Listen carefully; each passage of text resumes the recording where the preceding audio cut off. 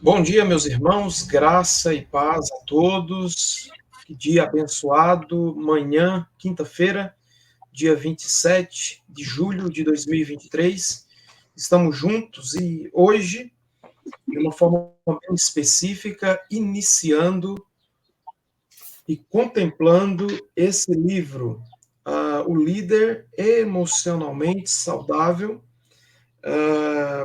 Peter Scarizzo, a editora. Você encontra na Agnus, mas também na Unity Press. Então, vale a pena adquirir esse livro. Você que está vendo essa gravação poderá adquirir aí nas melhores livrarias, que seja.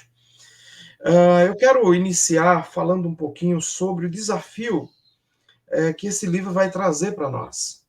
Quando falamos de liderança e falamos de pastor, e a ideia é a gente trabalhar a nossa vida, áreas da nossa vida que às vezes está esquecida. Então, esse livro ele vai contemplar aquilo que estamos fazendo de forma positiva, mas também vai contemplar as falhas, aquilo que estamos deixando de fazer, ou estamos, na verdade, fazendo de forma errada. E eu encaro esse livro como um grande alerta de Deus, um grande puxão de orelha para cada um de nós, para que a gente possa contemplar, a começar a nossa própria vida, o nosso próprio ritmo de trabalho, e podermos, então, assimilar isso e corrigir as rotas que nós temos seguido, né, nessa peregrinação.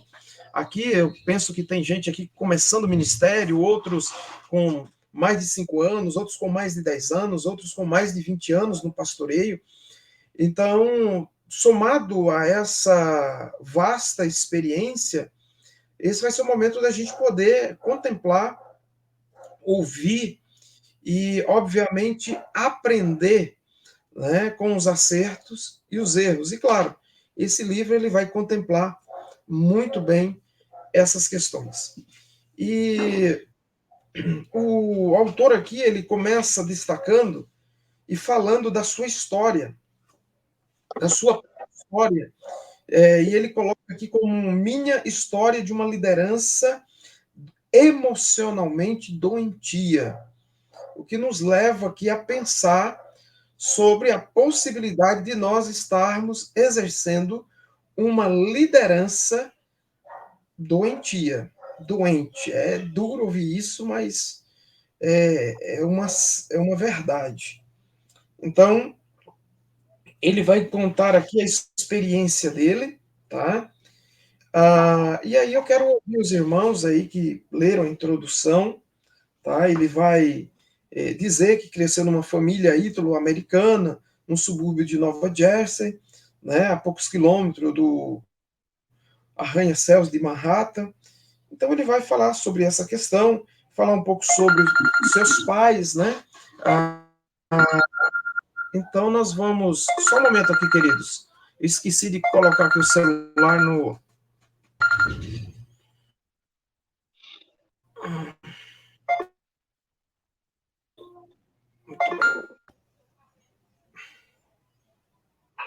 Alô? Só um momento, por favor.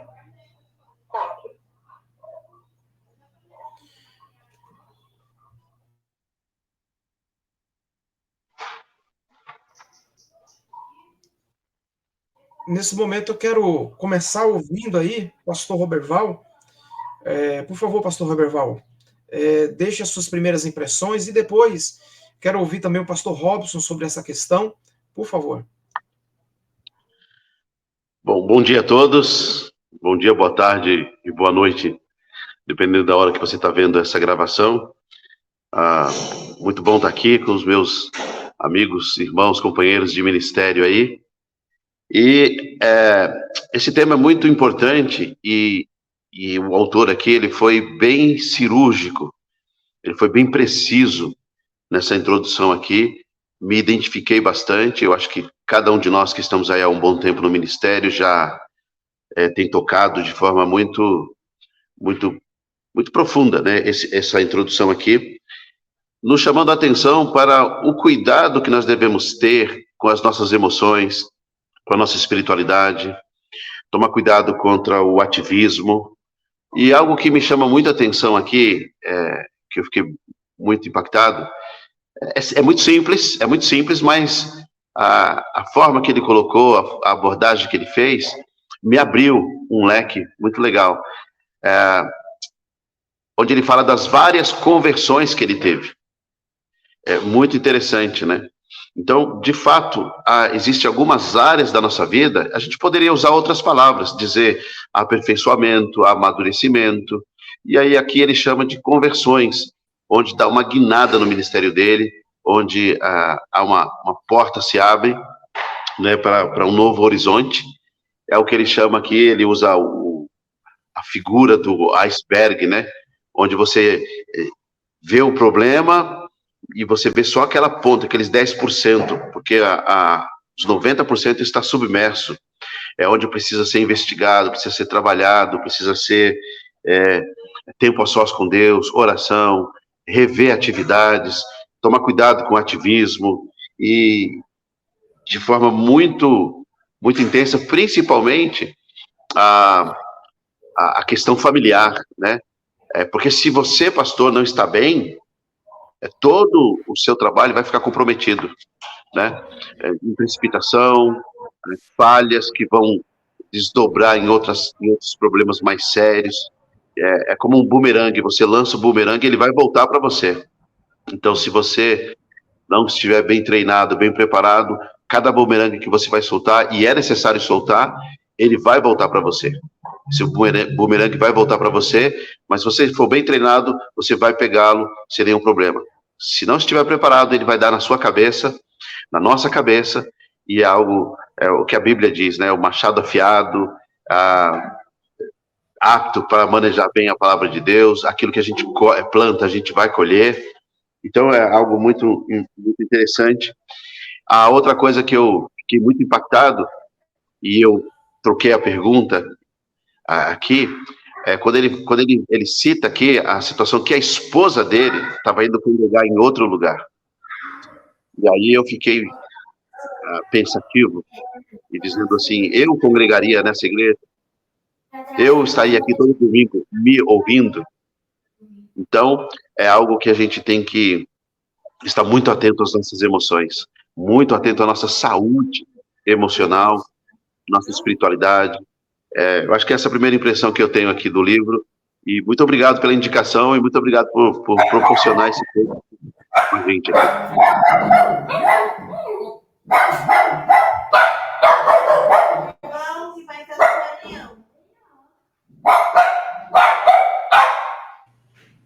Muito bem, pastor Roberto. Obrigado pelas suas impressões. Pastor Robson, ele vai falar aqui sobre as conversões e ele vai falar sobre essa questão da jornada que o pastor Roberval tocou, né? Uma jornada espiritual com 4 conversões, né? E aí você fica observando, falar, puxa vida, né? Que coisa, né? Como é que a pessoa pode se converter 4 vezes, né? Mas aí você vai perceber o sentido, né, dessas conversões. E é interessante aqui a gente perceber, e aí eu queria o seu destaque, pastor Robson, para essa primeira conversão que ele chama de agnóstico para líder cristão zeloso. Então, o que o irmão assimilou aí com relação a essa conversão de número 1?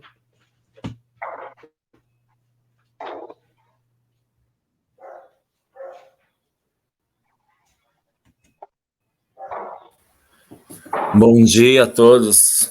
Se eu não falei, pensei que eu ia falar do 2. É o que mais marcou, dos 2 em diante. Mas, né, as 4 conversões, né, como ele falou, marcou bastante, que me identifiquei. Mas esse primeiro, deixa eu ver, ler assim, no sentido, né, que ele fala ali da questão, acho que é até a questão do pai dele, né, ele fala ali da experiência, né, na verdade, assim, da conversão dele, e fala da questão da demora, pelo que eu lembro, eu li semana passada, mas a questão, assim, aonde estava Deus pela demora do pai dele entender, né, da conversão do pai dele, e o irmão dele, né, tá em uma outra religião, meio assim que perdido, né, não se encontrar. Então, esses questionamentos que muitas vezes nós temos, né? Eu vejo todo um novo convertido, vem, né, começa ali a caminhar com Deus e, de repente, a gente se para com aquelas perguntas, às vezes com as dificuldades da vida, onde está Deus, né? Eu acho que foi aqui que eu compartilhei que a gente tem uma família, 70 anos, tanto ele, ela, eu acho que ele 74, ela 73, mas tem um filho 40 e poucos anos dando trabalho ainda para eles, questão de drogas. Daí fala, olha só, a idade deles ainda sofrendo com um filho dessa idade, né, que vai numa clínica e sai, daí chega em casa, vende as coisas, né, e vem ameaça, e é uma vida. E uma vizinha chegou, né, falar, nossa, vocês vão na igreja e não, como que não tem solução, né? Tipo, é bem essa pergunta, onde é Deus? Mas é aquela questão, né, que eu vejo a experiência que cada um vai tendo, e foi a experiência, ela falou, né, fala, é o que me faz, né, continuar, porque eu sei que Deus está comigo. E eu creio que uma hora Deus vai dar a resposta, né? A gente crê, e Deus está me sustentando durante todo esse tempo. E eu creio que o autor, então, na questão assim, né, até da falta dessa fé, né, e crer que Deus pode fazer assim o impossível, né? E tanto na vida dele, na vida da família, e eu acho da experiência que ele colocou, né, onde ele estudou, foi para Costa Rica e depois voltou, e ele teve sucesso no ministério ali, né, na igreja que ele começou com pessoas de fora e ver tudo ali, e eu vejo isso agir de Deus. Só que a gente vê, né, é legal quando você vê um pastor que saiu de 30 membros, foi para 100 membros. A gente, esse aí é querido de Deus, né, é coisa... Só que é legal como você vê o cara assim que coloca os lados por trás, o lado que não é né, perfeito, né? Então isso é legal do autor, que ele fala das dificuldades, né? Mesmo a gente vê o sucesso, vê lá o crescimento, mas ele abre, né? Ele é legal o livro, vai trabalhar isso abertamente, ele trabalhando as questões, né? Das dúvidas deles e tudo mais. Então, no primeiro momento eu vejo assim, lógico, né? Ele já era convertido, mas questões ali, convicção, né? Firmando ali cada dia mais, coisa que ele guardava no coração, né? E firmando, eu vejo Deus trabalhar. E eu vejo quem de nós, né? Eu acho feridas no passado, e isso Deus vai trabalhando, né? E eu acho que até o livro vai trazer isso emocionalmente, que vai ter o tempo certo de Deus trabalhar cada questão em nossa vida, né? E isso aí que vai ser tremendo. Então, já me identifiquei bastante coisa aí, eu vejo no ponto, que é bem isso que a gente, pelo menos eu tenho vivido dessa maneira, me identifiquei bastante. Sei que deu para entender um pouco.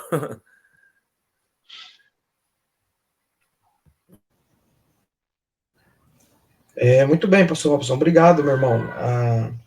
Então, a gente precisa trabalhar essas áreas da nossa vida, e vamos ouvir um pouquinho aí, pastor Ebenezer, quais foram suas impressões, pastor Ebenezer, com relação à abordagem dele na introdução, quando ele fala sobre da cegueira emocional à saúde emocional? O irmão gostaria de destacar alguma coisa que lhe chamou a atenção nesse tópico?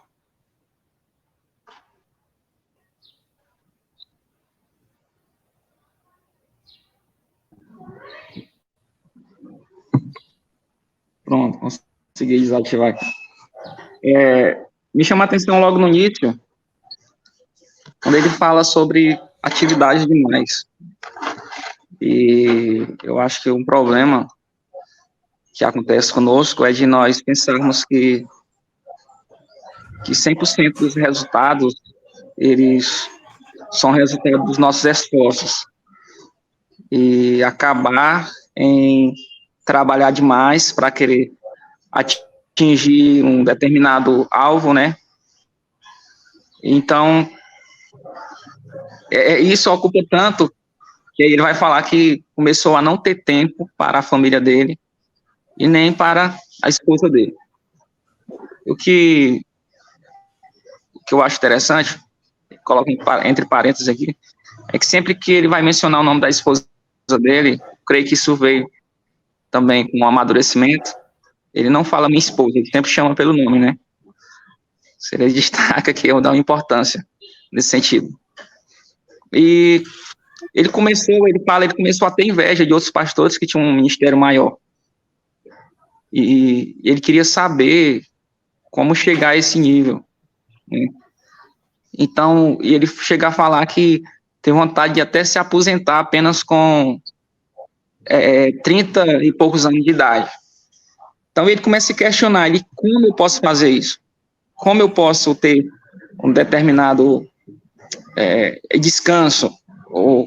E lá na frente ele vai falar como que ele fez isso, né? Depois que ele vai, que ele foi curado dessa parte, né, segunda conversão, ele já não trabalha mais os 7 dias por semana, que é o que eu tenho feito, no sentido, menos à noite, ou você sobrecarrega, às vezes você não trabalha os 7 dias, mas passa os 7 dias dentro do trabalho, ou seja, mesmo quando você tira um dia de descanso, você não consegue realmente descansar. Você está, por exemplo, num local com a sua família, mas a tua mente está focada na igreja, está pensando como você vai fazer aquilo, entende?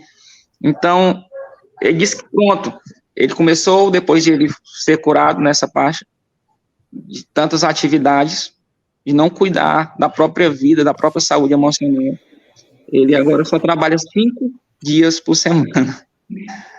Então, ele, agora, de fato, eu creio que esses outros dias é porque ele está falando com essa atitude, que ele confia que é Deus que dá o crescimento. Embora ele tenha que fazer a parte dele, mas também ele pode, sim, trabalhar de forma mais leve, mais sossegada, confiando, sim, na soberania de Deus, no agir de Deus, que vai além, muito além dos nossos estudos. Então, esse é um breve resumo aí, pastor. Legal, pastor Ebenezer. Boas considerações. Irmãos, eu preciso confessar algo para os irmãos. Eu estou em pecado. Porque essa questão aqui que ele levanta, eu não sei se vocês leram assim com muito cuidado, mas como eu vou falar por mim, eu não vou falar por vocês, mas como eu tenho sido negligente em praticamente todas essas áreas. Então, eu preciso corrigir isso. E ele fala algo aqui que me chamou muito a atenção, eu parei e falei, puxa vida, como é que é isso? Né? Será que estamos no meio disso aqui? Logo no início aí desse conversão número 2, será, lá no final do primeiro parágrafo, será que eu devo ser extremamente infeliz e pressionado para que outras pessoas possam ter a experiência da alegria em Deus? Aí ele diz, eu realmente sentia isso. Aqui me levou a pensar o seguinte, irmãos, será que Deus quer que a gente ganhe o mundo inteiro, evangelize, plante igreja, discipule, e a gente seja infeliz? Em que termo? A gente não tem tempo para nós, não tem tempo para a família. Será que Deus quer que nós estejamos trabalhando 7 dias por semana, nessa pegada aí? E às vezes a gente acha que está com tudo, né? E não está com tudo, está com nada. Então, algumas coisas assim que ele vai destacar. E aí ele vai falar sobre algo aí, até da questão aí, problema na igreja. Então, ele começa a passar por isso, e ele vai destacar aqui algo interessante, na página seguinte.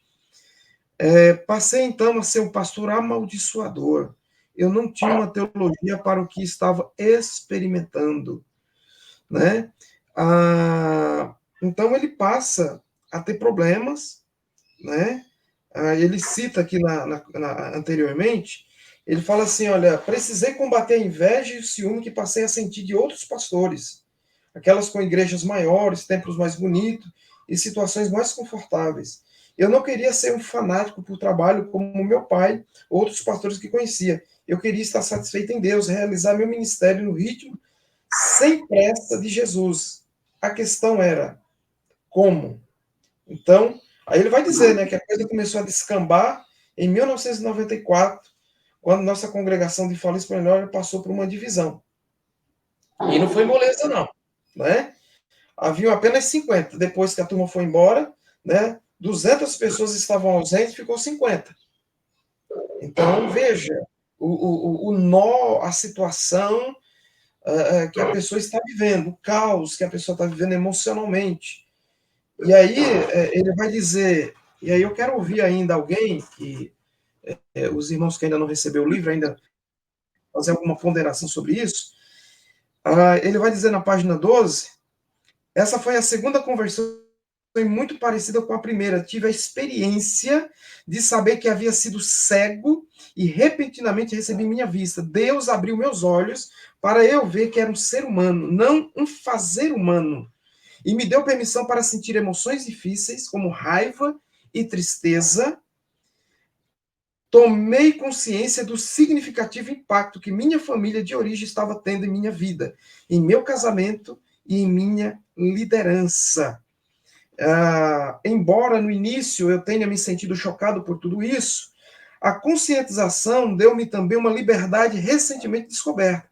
Parei de fingir ser alguém que não era e dei meus primeiros passos para ser o Peter Scazzero, à vontade, com meu singular conjunto de forças, paixões e fraquezas. Ele fala, e Jerry e eu descobrimos a importância do amor como medida de maturidade, reprogramamos nossa agenda para colocar nosso casamento antes do ministério. Me permita ainda, irmãos, ler esse parágrafo seguinte. Eu acho que é de extrema importância. No entanto, essa segunda conversão também me apresentou a dolorosas realidades que eu não podia mais negar. Eu era emocionalmente infantil, tentando trazer homens e mulheres para uma fé madura. Havia grandes áreas da minha vida que permaneciam intocadas por Jesus Cristo. Por exemplo, eu não sabia como fazer algo tão simples como estar verdadeiramente presente ou ouvir com profundidade outra pessoa. Enquanto eu era um pastor titular de uma grande igreja em crescimento, que havia estudado em 2 importantes seminários, frequentado as melhores conferências de liderança e sido um dedicado seguidor de Cristo durante 17 anos. Eu estava emocional e espiritualmente atrofiado. Nossa, irmãos, isso aqui é confessar pecado, viu? Isso aqui é abrir o coração, a alma e dizer, essa é a situação do meu coração. E eu acho que o quanto eu me identifico com esse camarada aqui não é pouco, não. Né? E talvez não seja diferente com você. Pastor Carlos, o irmão não leu, mas baseado nessa leitura, o irmão tem algumas considerações aí a fazer? Liga o microfone aí, irmão. Mais Pastor uma Carlos. vez, bom dia a todos, né? Graça e a paz do Senhor Jesus seja conosco. Amém. Olha, com toda sinceridade, eu não li, mas já estou perplexo aqui com a intensidade dos questionamentos. E até me veio aqui Romanos 11:8, como está escrito, Deus lhes deu um espírito de atordoamento, olhos para não ver e ouvidos para não ouvir até o dia de hoje. E isso é fato, isso é notório dentro do caminhar cristão. Nós tomamos por impulso, né, a decisões, muitas vezes, que não condizem com a verdade do qual Deus nos chamou. E estar dentro dessa visão, estar dentro dessa proporção da visão de Deus não é, assim, às vezes, tão simples e tão fácil de nós assimilarmos isso. A impetuosidade, o vigor, a força com que muitas vezes nós pensamos estar fazendo algo para Deus, e muitas vezes não estamos fazendo algo por nossa própria conta, por nossa própria vontade, por nosso desejo, algo que surgiu dentro do nosso coração, mas que não teve, nesse momento, o aval no sentido mais teórico e prático de Deus. Como é difícil trabalhar isso dentro da vida pessoal e, acima de tudo, na vida cristã. Eu creio que o conjunto dessas coisas ela inicia-se na família.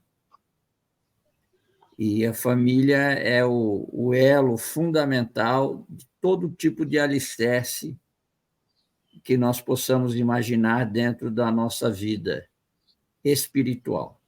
Se a família não estiver alicerçada, vai haver complicações em outras áreas, ou que talvez vá maquiar uma área essencial, que é a vida do casal em relação a todas as coisas proporcionadas que serão vividas dentro do contexto da igreja. Então, é muito tênue essa linha, ela é muito, eu diria que, sutil demais para a gente, às vezes, absorver no primeiro impacto. Mas eu vejo que assim é muito importante esses momentos em que nós estamos tendo aqui, para que os olhos sejam abertos, os ouvidos destravados e, acima de tudo, o coração quebrantado, né? Que é isso que vai agradar a Deus no final de todo o processo desse livro, que eu creio que a Bíblia nos ensina isso. Eu estava meditando aqui um pouquinho em Amós 3:3, 2 pessoas andarão juntas se não estiverem de acordo. Essa pergunta é uma pergunta pertinente. Primeiro, ela vem no sentido do relacionamento. Como posso eu andar com Deus se eu não ouço Deus? Como posso eu andar com a minha família se eu não ouço os meus familiares? Como posso eu andar bem com a igreja se eu não ouço e não compreendo a igreja? Então, acho que o conjunto dessas coisas eles vão ser aplicados de uma forma muito intensa dentro do ministério. Pode ser que em algumas áreas possamos até sobressair dentro do ministério, mas elas serão afetadas lá na frente. Coisas que a gente não vai percebendo, que são sutilmente trabalhadas. Eu creio que a grande dificuldade de todos os pastores, de todos os líderes, evangelistas que pregam, é muitas vezes não entender que a pregação primeiro é para si mesmo. A palavra de Deus ela é direcionada primeiramente a nós. Se há exortação, Deus está exortando a mim. Se eu não consigo enxergar isso dentro da minha vida pessoal, que eu tenho algo a tratar com Deus, então, quando eu a transmito para a igreja, ficou um elo faltando aí, que é justamente o meu elo, de mim para com Deus. Como é que eu posso pregar algo de Deus se eu não estou vivendo? Como é que eu posso falar algo para as pessoas se isso não é verdade dentro da minha vida? E uma coisa que Deus odeia é mentira. E aí a gente precisa se policiar nesse sentido. E eu creio que esse livro vai vir de encontro a várias áreas das nossas vidas, e principalmente da minha vida. Eu tenho, às vezes, essa impetuosidade, essas dificuldades de entender. Tem descansado em Deus? Tem descansado, fiquei um bom tempo. Eu diria que na caverna, né, como Elias, depois de tanta batalha aí na igreja que Deus nos colocou em milagres aí, e de repente a gente vai para uma caverna e uma simples palavra, né, ela pode nos deixar, mas eu entendo que, assim como Deus está no monte, Deus também faz parte do vale. Ele está no vale, e o vale não é ruim quando ele nos leva a ele. O vale é justamente esse processo de retificar alguma coisa em nós, de moldar alguma coisa nova em nós, de fazer com que Deus lapide aquilo que está faltando dentro porque não somos uma pérola, né, ainda formada, estamos em formação, quer queiramos ou não. Por maior que sejam os seus anos de ministério, isso não voga a nada. O que voga é a comunhão, o relacionamento e a intencionalidade com que temos primeiramente com Deus, com a família, e aí o segmento ele vai ser ampliado de todas as formas. Então, eu creio que nós teremos um tempo hábil aí e muito salutar, que vai moldar a nossa vida, que vai reestruturar os nossos ministérios e ampliar a nossa visão em relação àquilo que realmente Deus deseja e quer fazer na nossa vida. Não sei se era isso, mas, afinal de contas, isso é o que veio ao meu coração nesse momento aqui, enxugando essas ideias preliminares aí. Deus abençoe. Obrigado, pastor Francimário. Legal. Amém, pastor Carlos. Obrigado aí pelas considerações. Uma coisa que me chamou a atenção, na verdade, muitas coisas me chamaram a atenção, mas o que ele deixa aqui muito claro, né, nesse parágrafo aqui que eu li, no penúltimo, ele diz: e Jerry e eu descobrimos a importância do amor como medida de maturidade e reprogramamos nossa agenda para colocar nosso casamento antes do ministério. Meus irmãos, vocês acham que, na prática, isso aqui, ele coloca que os pastores, de uma forma geral, têm colocado o ministério ou a família antes de qualquer coisa, né? Na prática, me parece que o ministério vem e a família fica no segundo plano. E uma coisa que me levou a pensar é que essa não é a ordem de Deus estabelecida na sua palavra. E, então a gente precisa priorizar. Só um detalhe, desculpa eu ser bem enfático assim, irmãos, mas quantos pastores você conhece que o casamento acabou? Entendeu? A igreja crescendo, e o casamento acabando, e acabou. Então,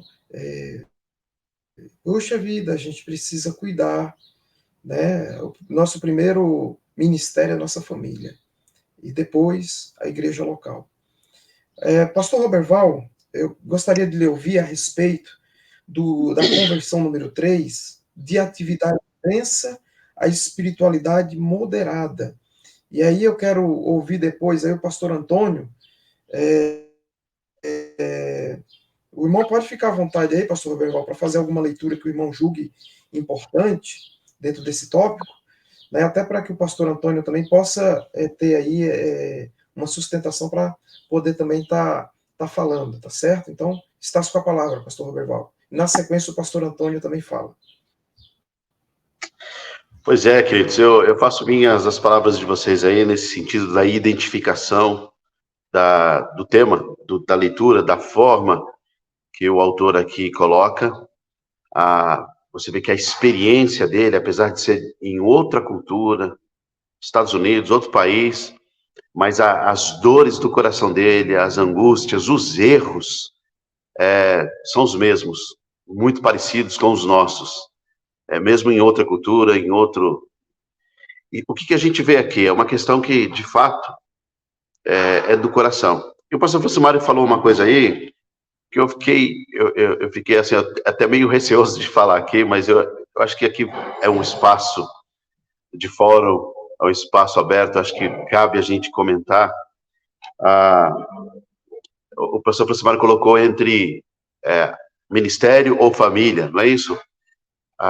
Mas às vezes, terrivelmente, pode ter uma terceira via, que na verdade não é nem o ministério e nem a família. Pode ser o ego, pode ser o eu, pode ser o meu nome. Então, para que eu seja conhecido, eu tenha sucesso, o meu eu esteja em evidência, a minha glória venha a se tornar notória, né? Eu sacrifico a família, eu uso o ministério, que é o que pode ser chamado da idolatria do ministério. Então, o ministério bem-sucedido vai fazer o meu nome, e para que o ministério seja bem-sucedido, eu sacrifico a família. Então, e aí vem a atividade, vem as situações e que, na verdade, o alvo não é a glória de Deus, não é a família e nem o ministério, sou eu, é o meu nome, é a minha glória, é tornar-me famoso ou conhecido, ou que as pessoas olhem e contemplem e falem, olha o que ele fez, olha o ministério dele. E aqui, nessa questão da atividade, ele cita uma situação muito interessante, quando ele lá, já no finalzinho, ele diz assim, eu parei de orar a Deus para abençoar as minhas metas. Está aqui na página 14, bem na terceira parte, mais embaixo. Eu parei de orar a Deus para abençoar as minhas metas e comecei a orar pedindo a sua vontade. É algo muito óbvio, muito simples, mas que é um caminho muito escorregadio e que a gente às vezes vacila aí. O próprio Jesus disse, não seja feita a minha vontade. Ele orando ao Pai, né? Mas não seja feita a minha vontade, mas a tua. Não eu, mas a glória do Senhor. E aí ele ainda diz assim, aprendi a esperar no Senhor, pelo próprio Senhor. Isso aqui é muito revelador, impactante e desafiador. Aprendi a esperar no Senhor, pelo próprio Senhor. É aquela ideia de você aproximar-se de Deus, não apenas olhando para as mãos dele. O que é que eu vou, o que é que ele tem para me dar, o que é que eu vou, qual a vantagem que eu tenho nisso, o que é que eu vou ganhar, né? Mas aproximar-se do Senhor, olhando o rosto dele, a face dele, contemplá-lo, onde ele por si já é o nosso galardão, ele em si é todo suficiente para nós. Então, eu aprendi a esperar no Senhor pelo próprio Senhor, não por uma bênção. Eu trabalhei menos e Deus trabalhou mais. Eu lembro do Hernandes Dias Lopes falando muito sobre isso, e o Ronaldo Lidório, né? Ele diz assim, quando eu oro, né, quando eu trabalho, mas quando eu oro, Deus trabalha. Então ele diz, trabalhei menos e Deus trabalhou mais. Eu aceitei uma visão equilibrada de Deus como imanente, transcendente e ao mesmo tempo. Reconheci e confirmei sua obra dentro, como além de nós. Então Deus faz a obra em nós e através de nós. E de fato, o ativismo, ele pode nos tornar úteis. Um pastor, pode ser que ele se sinta em alguns momentos culpado de aparentemente não fazer nada. Mas o fazer nada é simplesmente estar em casa lendo a Bíblia, ou num tempo de contemplação, de meditação, de oração, onde, na verdade, é um entendimento absurdamente errado, porque em Atos capítulo 6, é exatamente a essência do trabalho de um pastor. Né? Tinha muitas atividades na igreja, a igreja começando ali, e murmurações, vão até os apóstolos, e tinha que servir as mesas. Servir as mesas era apenas o sinônimo de todas as outras atividades que tinham que ser feitas. E o apóstolo Pedro chega e diz, olha, nós não poderemos fazer isso. A nossa missão, a nossa função, nós não poderemos deixar a oração e a palavra. Então, essa questão da atividade, o pastor Francimário falou no comecinho aqui, na conversão 2, ele reconhece, eu não tinha uma teologia para o que estava experimentando, não tinha uma estrutura bíblica para a tristeza e para a mágoa, não tinha um fundamento, né, um alicerce sólido para suportar a tempestade que estava sobre ele. Não estava preparado para suportar a tempestade, o vento, o rio que transborda e bate, e sem esse fundamento, a Bíblia diz, em Mateus 7, que a casa cai, né? Literalmente, é grande a ruína. Então, nessa questão da atividade, lembra também, nós temos muitas coisas a fazer, e muitas coisas são urgentes, importantes, e aí Paulo também orienta o seu discípulo, né, o seu filho Timóteo, dizendo, combata o bom combate. E que Deus nos dê a graça de discernir o que é que Deus quer que você faça hoje. Hoje, a cada dia. E vai existir situações que a semana que vem, que é amanhã, que é depois. E às vezes, por um coração ansioso, a gente quer fazer aquilo que é para ser feito só na sexta-feira, eu quero fazer hoje. Eu estou ansioso, eu quero logo. E eu me desgasto a família. A outra ponta também é quando eu, desgastado, entro no comodismo. Aí entro no outro problema, que é a procrastinação. Ah, não, semana que vem a gente faz. Não, depois a gente faz. Percebe que a gente está em aperto dos dois lados? Tanto a ansiedade de querer fazer logo, entrar nesse ativismo, como entrar numa morbidade aí, de procrastinar as coisas, deixar para amanhã, deixar para depois. Então ele fala desse equilíbrio que nós devemos ter da intensa atividade a uma espiritualidade moderada. Então, assim, uma espiritualidade saudável, ela realiza, ela produz, ela traz resultados. Só que nas duas pontas tem que ter a moderação, tem que ter o equilíbrio, né? Uma espiritualidade moderada, uma espiritualidade saudável, é uma espiritualidade que tem ali o entendimento do que deve ser feito. Eclesiastes capítulo 8 diz o tempo e o modo de tudo que deve ser feito. Então ele fala aqui de uma das coisas que hoje nós estamos vendo muita gente aí falando do hiperativismo, TDAH, um monte de novas nomenclaturas que vem aí. Então, a pessoa aquietar-se, meditar, ter o seu tempo silencioso, ter um momento de espiritualidade contemplativa, como nós vemos nos Salmos, por exemplo, exposto lá. Para muita gente que é hiperativo, é um horror ficar quieto, simplesmente ficar em silêncio, ficar em contemplação, ficar ouvindo. Mas é daí que surge o grande exemplo de Jesus, né? Jesus sempre, antes de todo o seu ministério, antes de tantas coisas, ele se retirava para em silêncio, para a oração, para o tempo a sós com o Pai, para estar ali se expondo. Então, eu acho que é isso, e que só você e Deus é que sabe as verdadeiras motivações e intenções do coração. Por que eu quero fazer tanto? Né? Por que eu quero, por que eu me desgasto? Por que eu faço?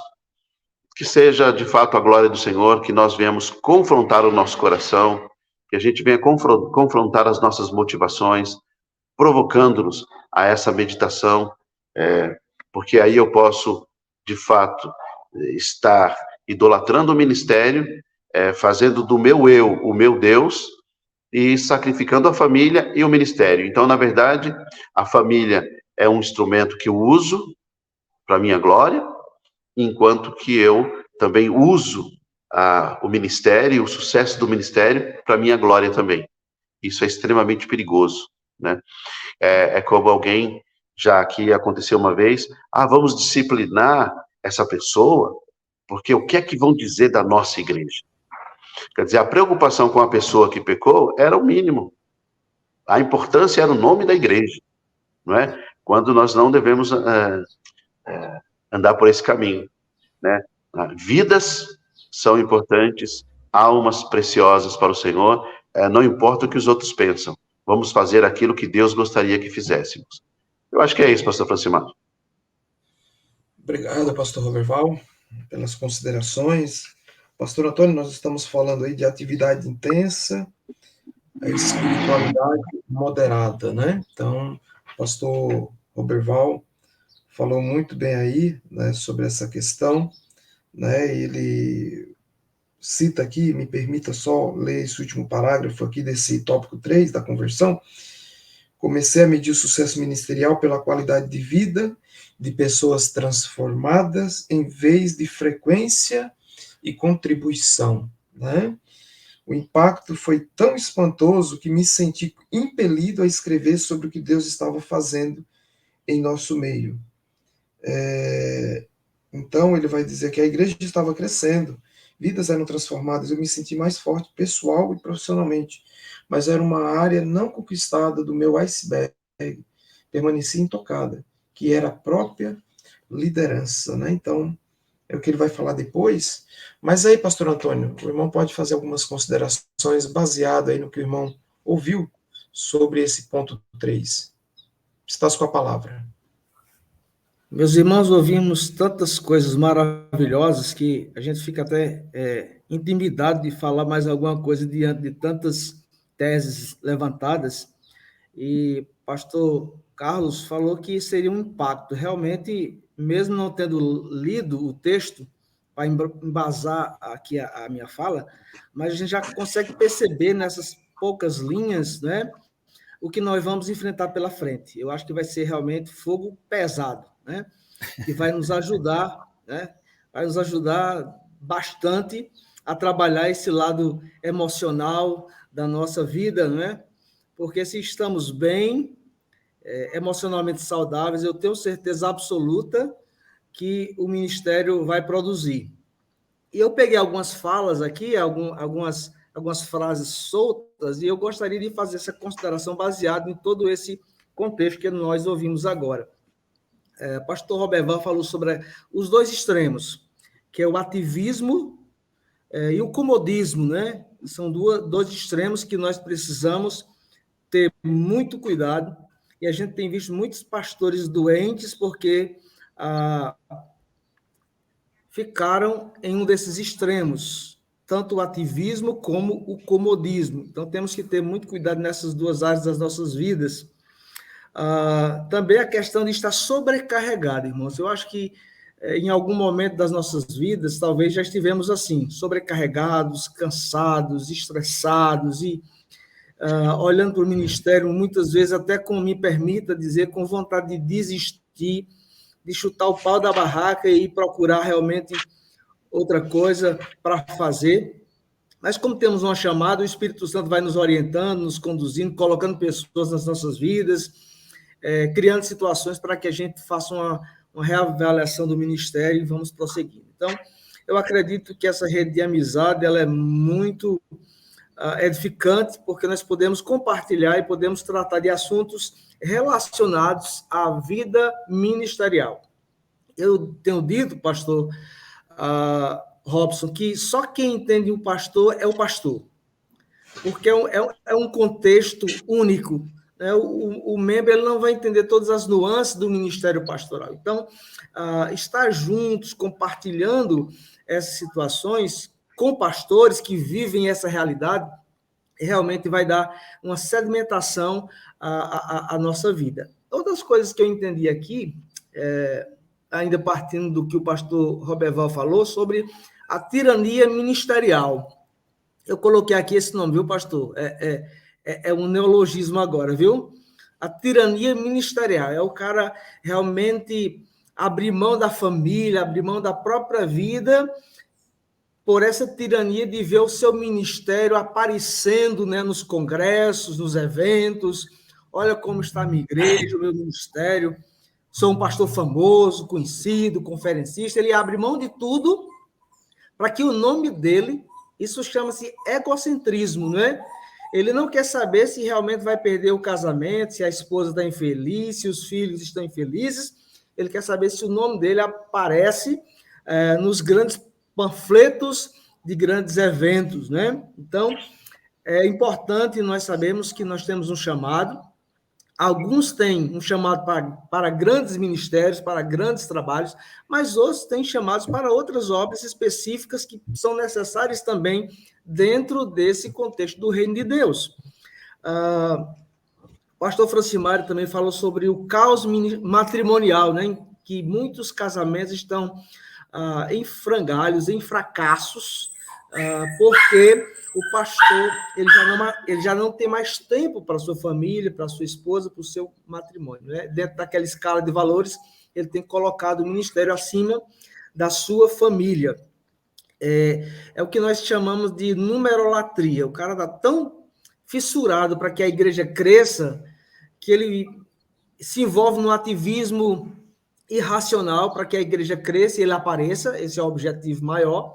e com isso ele sacrifica muitas coisas pelo caminho, ele vem destruindo muitas coisas pelo caminho, e quando ele chega em determinado ponto que ele olha para trás, talvez ele se pergunte se valeu a pena todo esse ativismo, toda essa tirania ministerial. Pastor Sérgio Queiroz, da Cidade Viva, lá de João Pessoa, ele vai dizer que nós não somos super-homens. Ele escreve um livro chamado Gloriosas Ruínas, e nesse livro ele vai tratar sobre as questões de liderança de Neemias, e ele nos disse que nós, como pastores, não somos super-homens, nós temos nossas falhas, temos nossas deficiências emocionais, e precisamos trabalhar isso para que o ministério ele venha realmente prosperar, né, ser profícuo. E para finalizar todo esse apanhado dessas frases, eu quero falar sobre a vontade de Deus para as nossas vidas.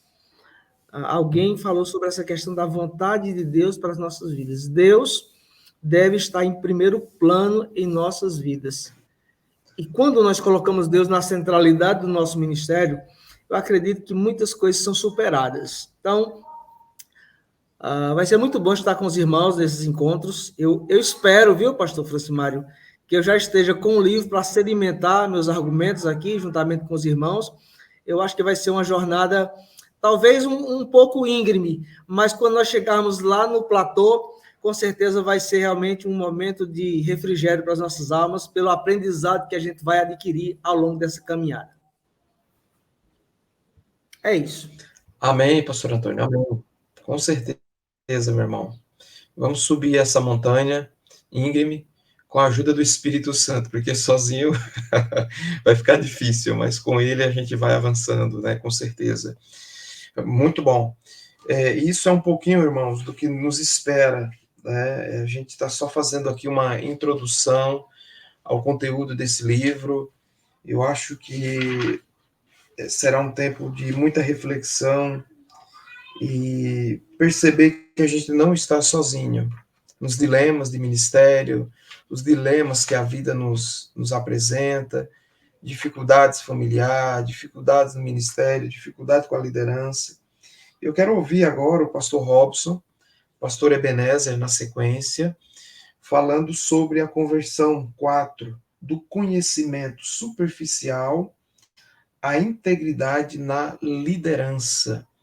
Tá fechando aí essa introdução, né, essa conversão de número 4. Pastor Robson, pode deixar aqui suas considerações sobre esse tópico, e na sequência o pastor Ebenezer aí também pode falar também a respeito. Estás com a palavra, meu irmão. Ok. Fechei a câmera que eu estava com um hóspede, mas já saiu, mas pude ouvi-lo. Estava ouvindo aqui. A questão, né, do item 4, né, de liderança. Eu falei do segundo, como falou, né, que mais chamou a atenção. Na verdade, o autor foi muito feliz, eu creio que todo mundo identifica, né, a questão, ele colocou como conversões, não sei, eu considero bem essa etapa, né, fui identificando, assim, essas etapas da vida. Questão de liderança, o que, né, ele colocou a princípio, depois dele ver, firmar a vida dele, né, ver a questão espiritual, ver essa questão emocional, tratar bem isso, né, essa questão, ter esse equilíbrio e ver da atividade, né, como foi acabado de falar, que não é o fazer, mas ter esse momento, né, com Deus, dessa jornada, ele vai se dedicar, então, à questão da liderança, né, não levar no superficial, mas ter essa alegria. E uma coisa que eu falo, que cresci nessa área, e a gente tem etapa que marca, né? Quando eu saí do Paraná, o campo missionário aqui é uma congregação, um campo missionário, né? Mas tinha outro missionário, e ele tinha saído, ficou um tempo sem missionário, então diminuiu, natural, né? E o trabalho, como era pequeno, começando, plantação de igreja, daí cheguei. De repente, o pessoal se achegou, graças a Deus por isso. Mas o primeiro campo, fiquei 7 anos, região do Paraná Sudoeste, era 5 congregações, eu falo assim, missionário tira toco, começar do zero. Pegar, né, você plantar a igreja do zero, onde não tem igreja, nada. Daí, de repente, eu vim aqui onde já tinha congregação, já tinha lá 15 pessoas, de repente já estava em 30, e de repente, né, o pessoal, eu fui marcar uma reunião, já tinha alguns líderes, foi, ué, mas por que marcar? Não falou nada com a gente? E, né, deparei com umas coisas assim que não era acostumado. E, na verdade, foi a primeira crise, 2 meses aqui, coisa, mas aquilo, né? Buscar em Deus. E Deus falou: agora eu quero que você cresça. Questão de liderança. E a minha queixa de Deus foi: Deus, você me tirou, que eu sempre me vi, né? Assim, do zero, coisa, num lugar que tem. Aqui tinha médico, já tinha psicólogo, num lugar que não me sinto nem preparado, né? Falava mesmo diante de Deus. Coloquei, não sou nem capacitado, coisa. E Deus, não, você vai, e fez eu lembrar que quando eu estava lá no Sudeste Paraná, eu falo que era o final do mundo que eu estava. Eu não tinha nem oportunidade de fazer curso, era 600 quilômetros de Curitiba, né, da faculdade que eu fiz, a Batista Teológica, e daí ele me trouxe aqui, que é perto de Juí, e eu tive a oportunidade de fazer até uma pós-graduação, e Deus colocou bem assim, agora você vai crescer na liderança, e até vem a oportunidade de fazer pós, oportunidade de aprender assim com os irmãos, e interessante que ele coloca isso. Ele, né, o que marcou ali, fez eu lembrar disso na minha vida, que ele colocou assim na fraqueza, uma coisa da liderança, fala assim, na área que você é fraco, você chama alguém, né? Como é empresa, chama alguém habilidoso, você paga para fazer aquela área que você não é coisa. Principalmente informática hoje, né? Você paga alguém coisa. Mas ele falou ao contrário. Então, na fraqueza dele, ele se dedicou, né? Ele até parou, entendi a questão da escrita dele e tudo mais, e foi ali 2 anos focado na questão da liderança, que ele queria crescer, né, e amadurecer no sentido da liderança ali como igreja e tudo mais, e vencer, né? E é bem isso, né? De certa forma acontece essa experiência que passei por isso. Eu falei, foi uma hora que Deus falou: você vai crescer. Aquela coisa, né, que missionário tem que estudar também, missionário tem que crescer também, além, né, de fazer coisas. Então foi uma etapa da minha vida assim que a gente tem melhorado, e até essa forma a gente está aqui, né? Isso aí nos ajuda tanto crescimento também, né? Emocional, a gente tem tratado isso. Estou aí nessa jornada, né? Como os irmãos falaram, que nos pega, e a gente tem que estar aberto a esse crescimento. E liderança mais ainda, porque o mundo tá, né? Tá aí correndo, tem desafios novos. A gente está reavaliando até a questão da juventude. Muda tanto, né? Tecnologia, como que a gente pode? A gente viu que não está dando resultado de uma certa maneira, a nossa Unijovem no sábado, o que nós podemos, né? Atraí-los, qual, né? O sentido não é mudar a Bíblia, mas talvez o jeito de fazer, como fazer e tudo mais. E isso nos faz, né? A estar com jovens, a liderar desde os jovens. Eu vejo a igreja sempre está ali trabalhando, entendendo. E eu vejo, se nós temos dificuldade, até nós como pastores, né? Eu vejo assim, família, levar o ministério e tudo mais, eu fico pensando a questão da liderança também da igreja. Imaginem, né? Ter os cargos na igreja, mas tem família também. Tem o trabalho, né? Também. E a gente tem que cuidar de tudo isso, né? E também, assim, ter a sabedoria de Deus para lidar com tudo isso, com eles também, levar esse crescimento.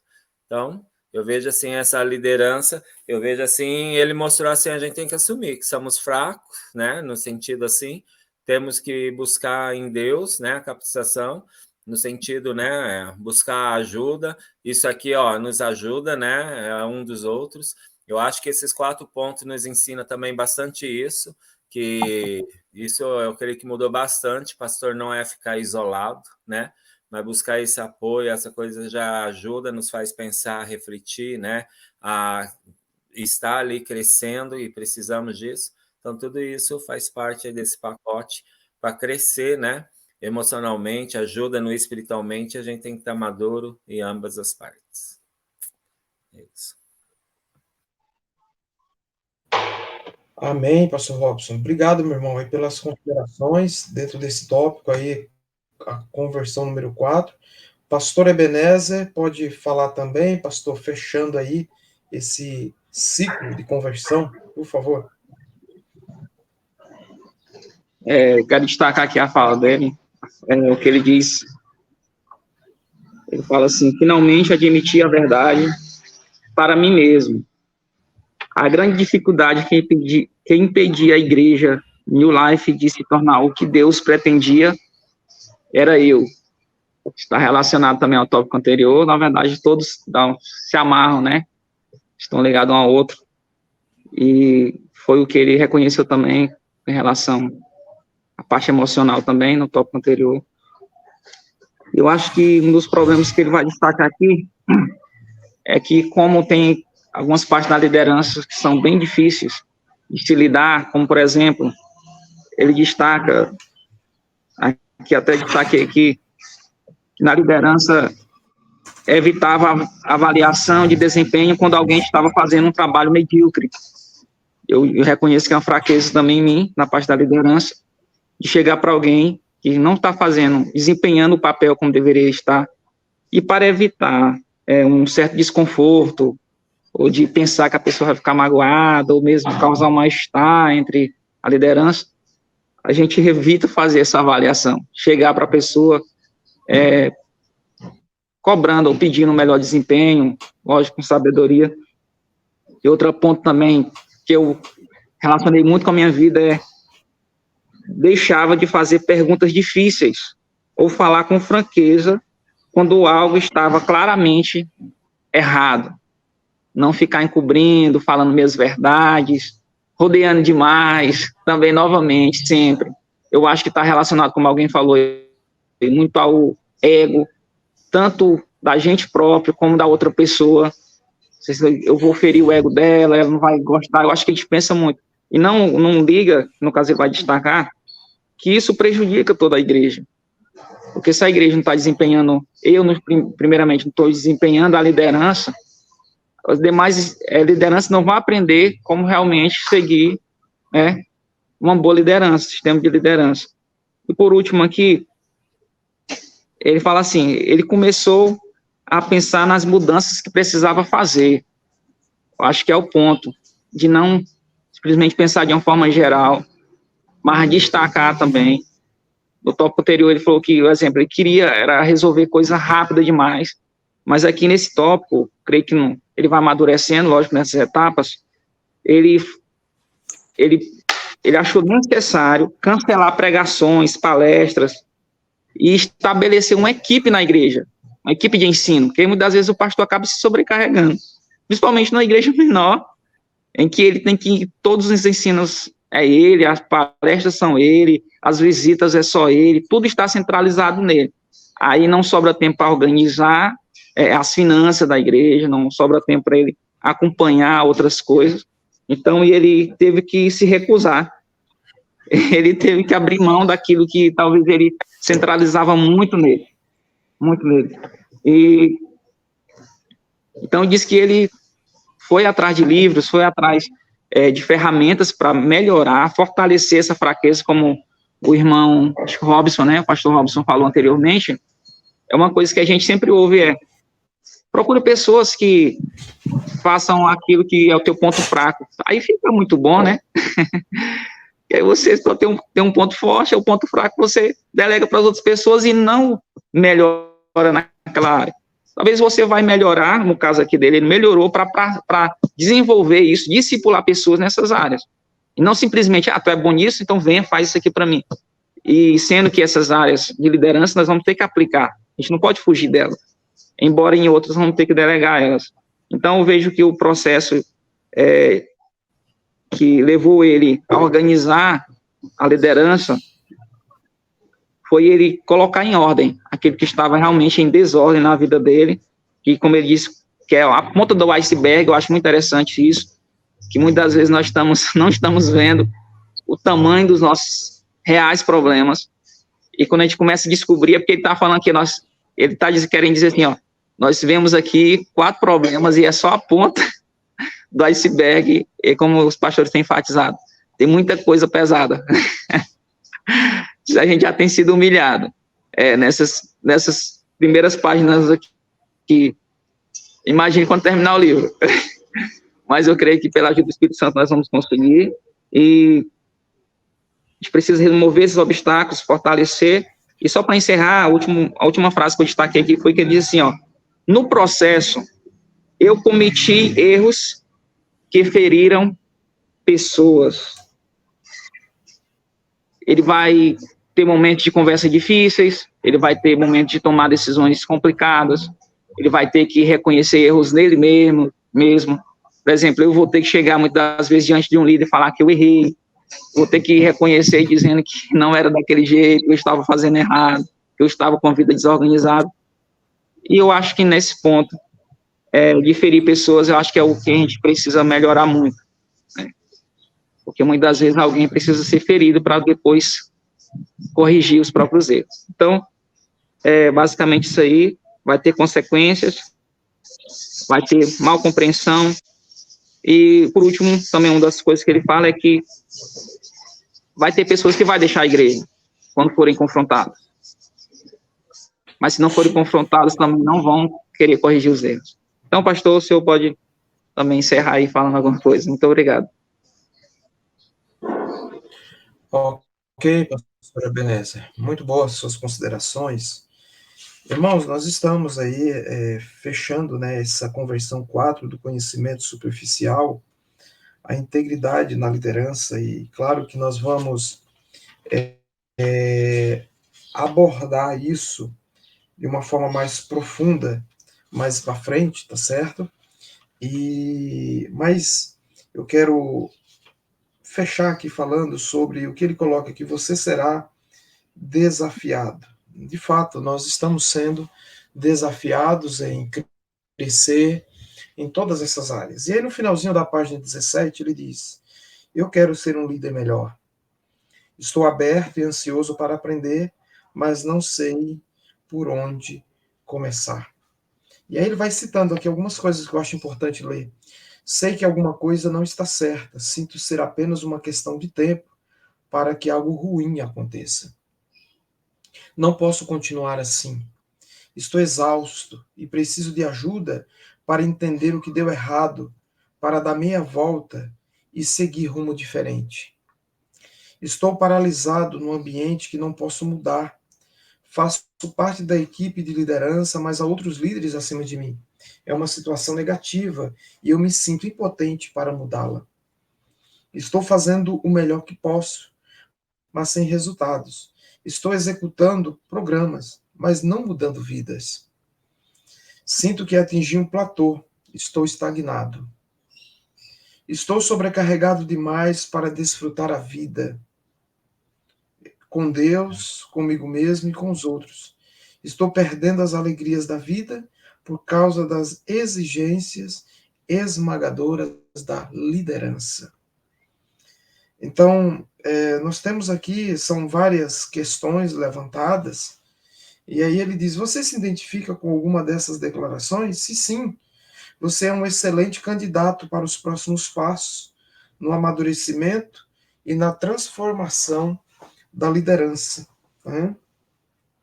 E aí no parágrafo seguinte ele diz, se você levar esse livro a sério, será exigido muito de você, trabalho duro, perseverança, vulnerabilidade, humildade e disposição para mudanças. Com certeza você será desafiado. Mas minha oração é que o desafio seja acompanhado de uma visão de como as coisas podem ser diferentes se você abraçar as escolhas corajosas que permitirão Deus transformar você e sua liderança. Espero que em breve seus pensamentos sejam estes. E aí eu vou ler aqui os pensamentos que ele coloca aqui, que é diferente do anterior. Uau, liderar pode ser melhor do que eu imaginava. Sinto-me como se estivesse atravessado por uma porta para um novo mundo e jamais quero voltar. É difícil encarar meus vários fracassos, mas a esperança de ser um bom líder voltou. Finalmente, sinto que estou progredindo. Estou caminhando bem e não consigo imaginar me repetindo os erros anteriores na minha vida e na minha liderança. E no final agora ele diz, meu entusiasmo por servir como líder reacendeu. Então, nós temos aqui várias questões que é colocada, é apontada. Eu penso que todos nós aqui, sem nenhuma exceção, estamos todos dentro desse processo de autoavaliação, de recebermos ajuda. Estamos sendo ajudados aqui pela experiência que ele compartilha e louvo a Deus pela vida desse servo do Senhor, que teve coragem de compartilhar isso. E aí, claro, nós temos uma jornada pela frente de desafios e podemos trilhar esse caminho, meus irmãos, juntos, entendendo que temos muito que aprender e a crescer com tudo que terá e será abordado, como já tem sido nessa palavra de introdução. Então, capítulo 1, para o nosso próximo encontro, será fundamental a leitura e ler e refletir a respeito da nossa caminhada, as rotas que nós precisamos corrigir na nossa vida, escolhas que precisamos fazer, que não dá para terceirizar, nós precisamos fazer essas escolhas, deixar de fazer aquilo que estamos fazendo, talvez algumas coisas que não deveríamos fazer, precisamos parar de fazer e corrigir, né? A questão de estar sobrecarregado, né? É uma palavra interessante. A gente precisa considerar e avaliar. Nós temos uma demanda, mas não podemos estar tão ocupados e pelo fato de estarmos tão ocupados, nós não temos tempo para estar com Deus. Fazemos para Deus, mas não temos tempo para estar com Ele. Isso é um problema sério. A gente precisa considerar isso na nossa caminhada. O confessionário, né, pastor Roberval, aberto, foi aberto hoje, né, será fechado não sei quando, mas foi aberto. Pastor Francimário. Que o Senhor nos ajude. Pois não. Posso só fazer uma colocação que eu achei interessante, até partilhei com a igreja domingo, uma palavra de John Owen, que diz assim: aquele que está com mais frequência no púlpito para o seu povo do que em seu quarto pelo seu povo é apenas um vigia lamentável. E eu parafraseei essa frase nesse sentido do que nós estamos vivendo agora. Aquele que está mais frequentemente querendo fazer uma obra para Deus do que estar em seu quarto em oração é apenas um trabalhador lamentável. Então, isso mexeu muito comigo nesse sentido, porque a importância do elo de oração é estar firmado com Deus. Nós temos muitas metodologias, muitas aplicabilidades a ser feitas em torno de todo esse processo de transição, que eu diria, do mundo, em termos de tecnologia. A pergunta que eu sempre me fiz é: Jesus estando em nosso mundo, que tipo ele usaria para a aplicação da verdade de Deus? E a resposta é clara, a mesma que a Bíblia nos ensina.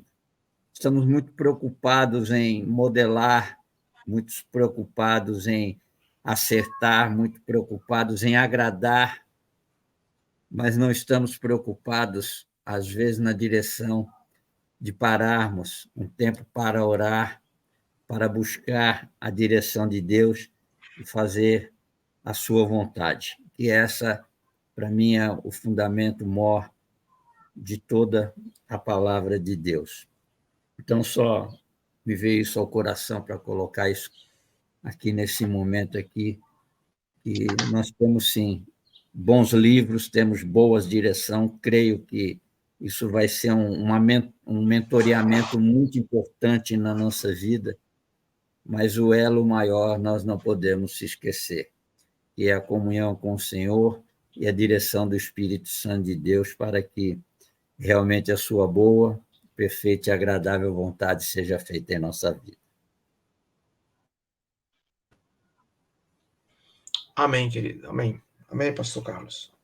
Pois bem, meus irmãos, nós estamos chegando ao final a essa rodada de conversa introdutória desse livro, O Líder Emocionalmente Saudável, que parece que a gente não está tão saudável assim, né, aqui, mas vamos perseverar, porque precisamos aprender, e estamos aprendendo, e o Espírito Santo vai nos ajudar nessa caminhada, e eu não tenho dúvida que sairemos, depois desses encontros que teremos pela frente, a cada quinta-feira, nós vamos aprender muita coisa, e muitas coisas serão mudadas em nosso coração, a nossa maneira de pensar.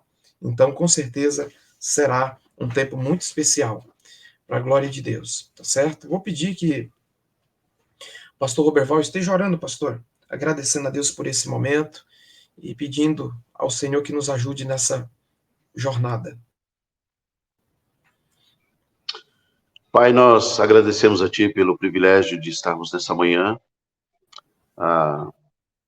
ouvindo todas estas coisas, refletindo sobre a nossa saúde, sobre aquilo que o Senhor está fazendo em nossas vidas. Dá-nos um coração bom e aberto, dá-nos sensibilidade, Senhor, para atentamente observar e pôr em prática tudo aquilo que o Senhor estiver falando, usando uns aos outros aqui, usando a leitura deste livro, as reflexões que virão dessa leitura, do compartilhar aqui, juntamente conosco. Nós pedimos a Deus que nos abençoe com um coração ensinável, um coração aberto, e que de fato tenhamos coragem de pôr em prática, de aplicar, Senhor, essas verdades ao nosso coração, ao cuidado da nossa família, que é, Senhor Deus, fundamental e uma qualificação para que possamos estar aptos a aplicar isso na igreja local, Senhor. Nós agradecemos a Ti pela vida desses Teus servos, pastores, em que as histórias, as experiências, o conhecimento, aqui serão compartilhados e sejamos edificados em tudo que nós estivermos falando aqui. Muito obrigado, Senhor. Nós Te louvamos por essa mesa preciosa que o Senhor nos preparou nessa manhã. Amém.